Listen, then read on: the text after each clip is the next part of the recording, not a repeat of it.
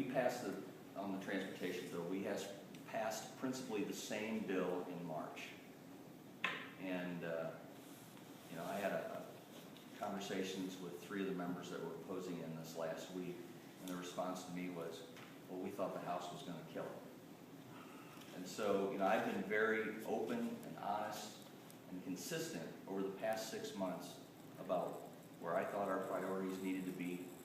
And that came out of discussion from, frankly, my own caucus and members of the Senate, and the transportation issue was one of those items. And I think for 4.5 months, we had an environment where we were able to work through problems, and instead of people saying no, they said yes if. And in the last week of session, it's just very difficult because you're measuring the session by hours.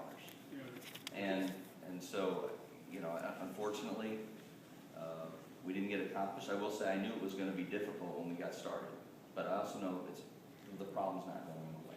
Continuing to the restaurant now, it's kind of like being at a buffet and overloading your plate, things slip off.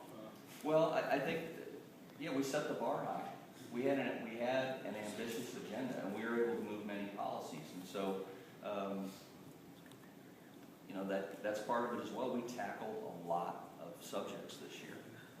And you look at the amount of legislation that we moved to the House by spring break, and I think it's unprecedented. And it's hard in the last week to deal with controversial subjects. What issues do you think you'll be taking up in the veto session? I've been so engaged in what we're working on this week. I'll go back to what we talked about in January. I wanted a functional Senate, and I don't think anyone can deny that we had a much better working environment this year than we've had the last 2 years. Better working relationship with the House. And certainly, they're an equal body that has their own way of doing things and their own priorities.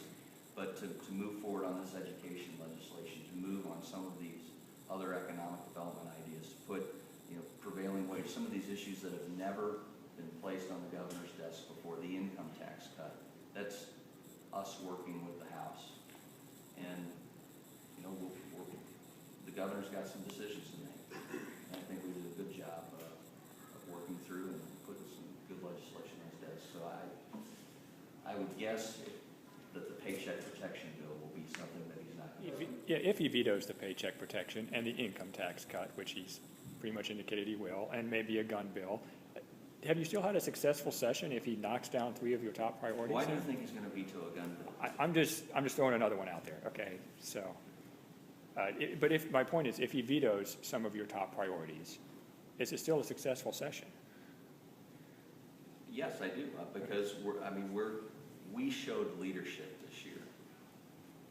There are people who can talk about wanting to support a solution for a second injury fund, but the people I heard talking about it last fall weren't the people in the room working it out. And we have a vision for this state, and we expressed what that was, and we worked toward those goals. I think that's what the people expect from their elected leaders, and that's what we provide.